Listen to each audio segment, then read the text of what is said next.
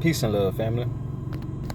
Um, I had a brother hit me up with a question, and it was dealing with Moorish plates.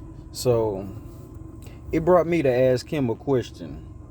Basically, was the brother. I had to ask him: are you looking for remedy? Are you looking for respect? Or are you just trying to make a statement? Because the answer I had for him wasn't necessarily what he wanted to hear, I don't think, as far as actually someone to send them to or a way that I had set up already to do Moorish plates, which I don't. So I do know one brother, a Moor, that I think he has a ministry set up where it does look like the proper way of doing it, but I haven't fully vetted that yet. So I can't say with 100% because I haven't used it and tried it out myself, you know, for years before I would actually recommend anything like that to someone, just because of the laws that go behind plates and things of that sort. It's not as clear cut. It's not that you can't do it, but it's ways of going about it. So what I generally do, and the way I advised the brother was not necessarily with private plates, but to take the plates that he already has and put them on an injunction, get on a do not stop list. So that way you can still get your remedy, get your respect, and not be bothered while you're traveling, not be molested as much, but still do your thing. So it depends on everybody's personal situation. Everybody's situation is different when it comes to traveling or anything, but in general, or even dealing with traveling by itself, going into that, the license is a big thing where not everybody wants to get a license, and I understand that, but some people need it. So I do recommend some people to get a license, like if you use that document for its actual intended purpose for commerce. So people that actually travel or actually drive for professional reasons, Uber, Lyft, truck drivers, things of that sort, they actually need a license. That's who a license is meant for. That and people that are minors who are under 18 who actually need permission. And they get a permit for permission, not necessarily a license. A license really is strictly for commerce. But, for argument's sake, I understand, what's going on. So I teach people, the way that is more relevant to what it is that they're doing. And then I try and get them to understand both sides of the coin of what's going on in the public versus the private, because not everybody needs to use the exact same remedy. It depends on how you operate. So I teach things differently, but I teach a little bit of both just to help people for their benefit. So for your benefit, when you're trying to get remedy, not everybody necessarily has to do the same thing. So not everybody wants to have Moorish plates. But if you did want to have Moorish plates, I do have a brother I may be able to put his Facebook profile in the description or something like that there, so people can reach out. As Grand Sheik that I've known for some years, and he hails from the Great Seal. He's out of the East Coast, one of my elders. So if you are looking for that, I can definitely point you in the right direction. But in general, I don't deal with Moorish plates on a daily basis, so I'm not one to teach something that I don't do myself, or I haven't at least assisted so many people do that I know that it's a solid process. So that got me to thinking about other things in the movement, because Moors in general, when it comes to certain things, it made me consider, like, are we really looking for remedy, or are we trying to stand out? Are we trying to buck the system? So if you're in court, let's say, I understand the need to establish nationality and put your status on the record and things of that sort. But are you looking to stand out in court, to make a statement, or are you looking to get out of there and get out of their way? Because it's certain things that a lot of Moors do when it comes to, like, let's say court, uh, whether it be your filings, putting all kind of flags and seals and all of that on your paperwork on every single document that you use, and not selectively for the things that maybe it would apply better for. So this comes with experience. When you are filing documents, but specifically e-filing documents, where you're not in person, you have to upload the document and wait potentially hours, if not a whole day, to see if the filing is even going to be accepted. And in my experience with e-filing, I learned a whole lot. And one of the things that I discovered when e-filing was that they don't like when you have flags and seals all at the top of your documents. And it's one of those things where if you make your document look plain, just like a regular affidavit that they're used to seeing, or whatever it is, whatever type of document that you're trying to file, it usually goes a lot easier. And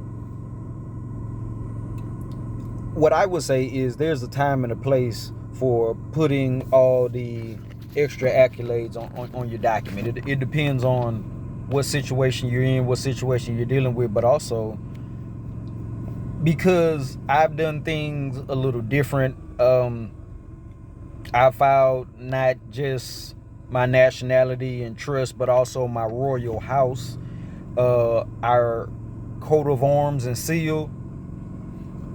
Certain things like that, if you understand how to use them, you could use just your coat of arms itself at the bottom, in the jurette where you autograph, by your name, or even under it, or some along those lines, kind of like how people do with the stamps.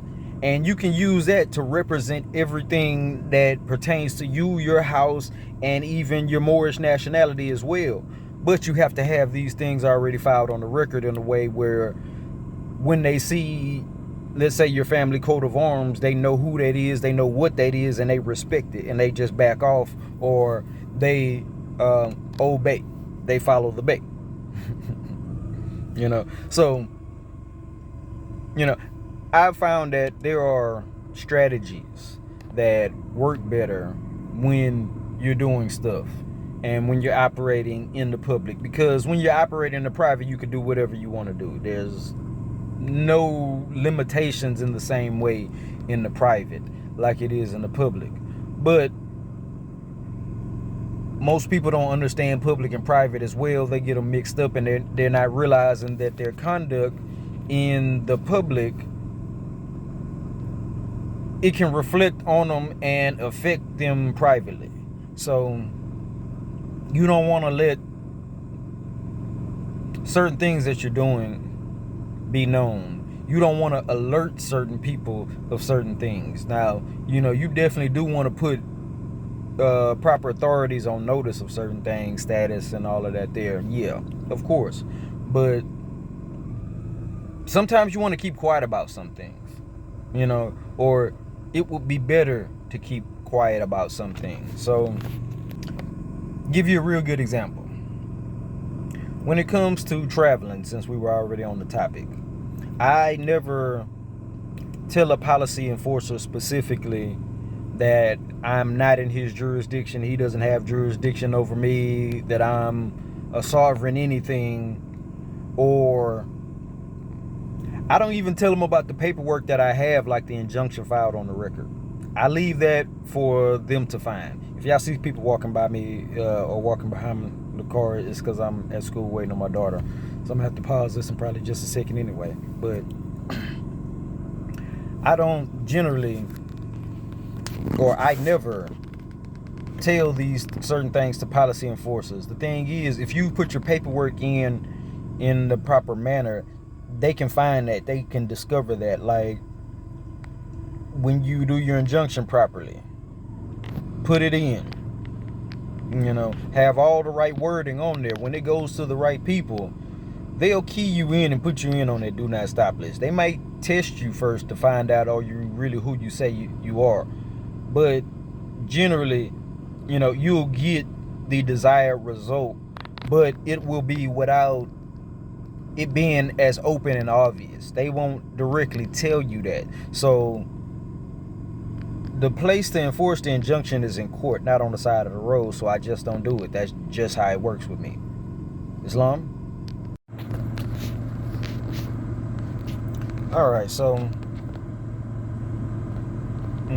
keeping on this same topic, it made me also think about other little stuff that we do as Moors that is it's starting to just look petty to a certain extent. Like, oh yeah, Moors, we don't necessarily have to pay taxes. I understand that. I know the science behind it. I can tell you how to take off pretty much every single tax there is, that's known to the United States of America. If there's a tax, there's an exemption for it. So we found it. But do you need tax off on every single penny? When it's petty stuff like, I don't know the tax rate everywhere, but let's say you buying a pack of cigars or cigarettes. It's only gonna be a few cents. Maybe on a pack of cigarettes $1 at best if you got some real high cigarettes in a bad state of high tax. But not to speak on what people's sacraments or vices may be. Everybody has their own way of doing things, but it's like, is that what being a Moor is? Being that petty, dragging stuff out like that, like we are rich, royal, elaborate people. The richest person who ever lived was a Moor. Like, without a question. Mansa Musa, the richest person ever on the planet, in recorded history, was a Moor. He was Islamic. He was in West Africa. Dark skin, like, fit the description in every way of a Moor, and probably identified as a Moor. Almost, I say 90%, he knew the term Moor and identified himself as that term, because that was what was up at the time period and what was just going on in that part of Africa, that part of the world at the time. So the way he went around throwing money, you think he cared about a few cents of tax? No. I mean, I can understand with your big purchases and things like that, if you gonna be giving up dollars worth of tax, maybe, okay, yeah, or dozens if not hundreds of dollars of tax because you're actually making a big purchase, that makes sense. But to give up a few cents here, it's not generally worth the fight if it's gonna be a fight. Like, I don't consider it with every single purchase, but it is something that I do on a regular, and it's something that I teach, so I understand the dynamics of it, how it goes, but it's just not always necessary. So it's about, to me, what do you need to do? Like, do you really need to be that petty? Does it need to be something that simple? So are you actually trying to get the remedy, or are you just trying to stand out and make a point? And that's why I ask it, because it's several things in the movement. So I don't do everything and make it a point to be the super Moor anymore. Per se. So everywhere I go, my head is wrapped, but it might not necessarily be a turban or a fez. It might be some other sort of diadem, a cloth wrap representing my royalty. So and do you even recognize a Moor like that in other regalia outside of what Noble Drew Ali made canon uniform for the temple? There are other forms of headdress or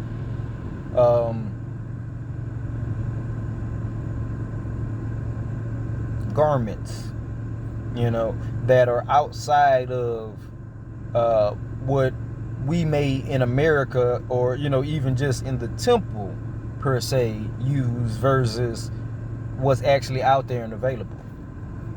So would you recognize someone who's a Moor outside of a uniform? Now, I domicile in Texas, Tejas, the Republic of Tejas.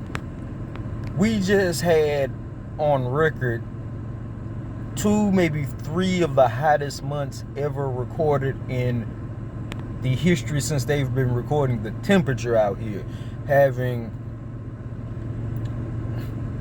85, 90 of the last 90 days plus over 100 degrees. I'm not about to wear a wool fez all day, every day out here in that sun. You will pass out and die. Wearing a turban in that, you might necessarily have issues. It's extreme heat. So, I don't cause what other people think to determine how I am and how I operate. I know who I am. I know what a Moor is, and I live my life that way every day accordingly. But I won't let anyone else tell me, who I am, what a Moor is, what I can and can't do, what I should and shouldn't wear, and things of that sort, because I'm not out here trying to make a statement and be a super Moor in that sense. I'm more about doing it in the manner of respect. So some may know, of another brother out here, in the territory that is big on respect, has a book by that name. I'm not with that brother or anything along those lines, but that's something that's well understood, in this area. So when I'm looking for remedy that's going to be respected, things that are just going to work, that I don't even really, too much have to question. So are you looking for the same thing? So you might see me, traveling in my private capacity, and you may or may not think I look like a Moor, or I'm operating like a Moor, but I can guarantee you that I all the way am. So,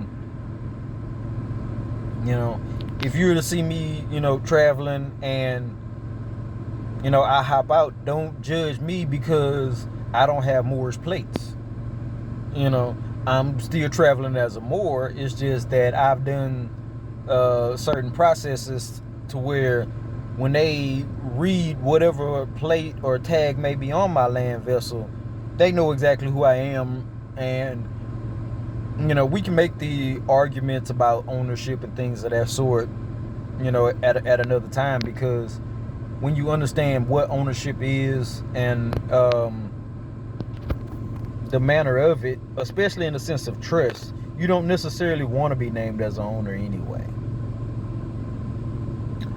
So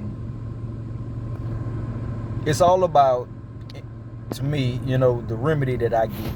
So you could say that the state owns, every single license plate, and if you feel that way, that's absolutely fine. But if you know procedure a little bit better, you can understand how ownership can be transferred, or control could be transferred. Annexation, to grab something, to take a whole and attach to it, to bring it over into a different jurisdiction. This is something that I teach on the highest level when it comes to our status, because those are some of the things that are necessary with some of the documents that, whether you operate with them when you came into this world, most likely there was one put on you. So take that into consideration. And I tell people all the time, do what works. Don't worry about what people say or how other people operate. There's more than one way to skin a cat. True enough. And some things that people are doing that are getting remedy maybe every once in a while here and there don't necessarily get remedy all the time. Sometimes you can be so loud and arrogant and rude that somebody just doesn't want to deal with you for a day. So it may appear that you've gotten remedy because you get left alone. I've seen in this movement, like, I'm not gonna name who, but it was a particular eviction case that happened with somebody a few years back, kind of prominent in the movement. And 12 to maybe 20 Moors came out. A couple prominent or, famous Moors actually showed up. And the sheriff backed off at that time, at the moment. But no paperwork was done. They saw people standing, being a force, and holding their square. Nothing wrong with that. And they just chose not to enforce the writ of possession at that time, which is how they evict you, with a writ of possession. So it was assumed that, everything was over. It was all good, that, nothing was going to be done in that situation in dealing with the policy enforcers.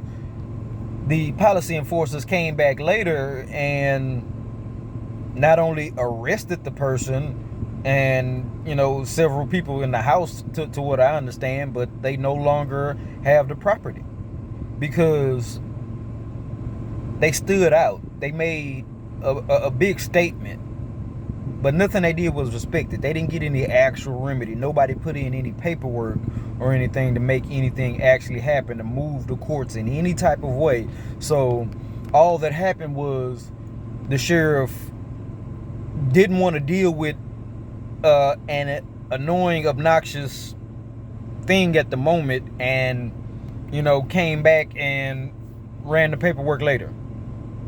Served it and all of that there later. Came back with more people, from what I understand as well. They just came back better prepared for if there was, to be that same show of force. But nothing happened as far as the Moors with the paperwork. So they didn't get respect. They was just loud, rude, arrogant, whatever adjectives you want to use. You could say that, they stood there square, they held their own, if you want to say that. But I can tell you what happened when the sheriff came back, and it wasn't 12 to 20 people out there. But, what do I know? But I've beat, several eviction cases, across the board, for not just myself, with several people, with this COVID lockdown, and the fact that they were offering out assistance and stuff like that made it very, very easy to beat eviction cases. And one of my best friends was staying rent-free for over a year and a half just on motion to abate and resetting and challenging it up from the JP, or the lower municipal court, basically, to the county court. And could have beat it in county court, but just didn't drop the bonds in a couple days before it was time, or he would have beat that one too. So, I've seen it, like, personally, and know how easy it is to do some of these things. So it's not like, this wasn't a remedy that could have been done. No, it was simple paperwork that could have been filed at the time and helped the person, or at least extended out the writ of possession and, the order and all of that there that was coming down. So there's always something you can do. There's bonds and things of that sort. So, in any situation, what are you trying to do? Or are you looking for respect and remedy, or are you just trying to make a statement and stand out as a Moor? Let me know in the comments. Peace and love.